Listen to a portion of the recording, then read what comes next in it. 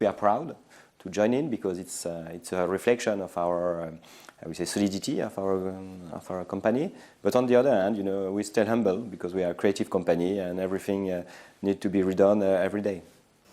You had a stellar performance in the past year or two, and you called 2017 exceptional in your earnings call in February.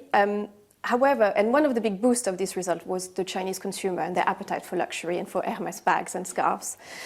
However, the latest Chinese data showing a weaker trend, and there's also all this rhetoric around trade wars, including against China, announced this morning by President Trump. Are you factoring a slowdown coming for the second half of the year and into the year after?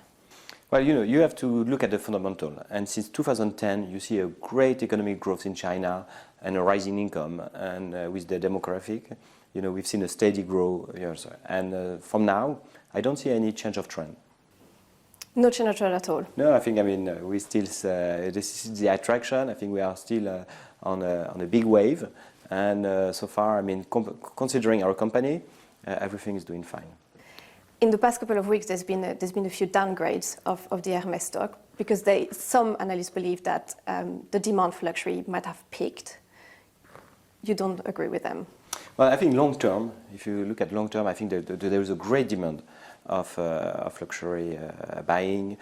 What is quite new, actually, is that there is a polarization within the luxury between brands that are doing well and brands that are doing not so well. And compared to before, where there was a big average for everyone.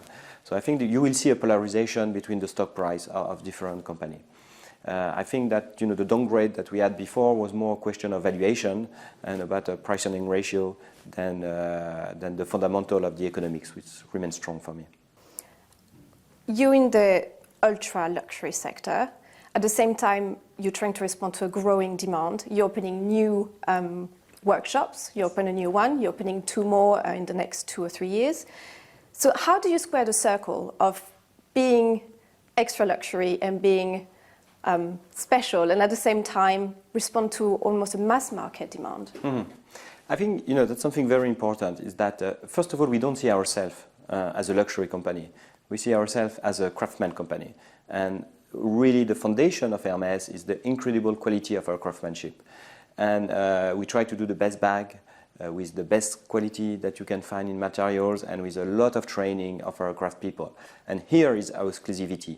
Our exclusivity is not in restraining the output of the company, but it's by doing each time the best bag you can.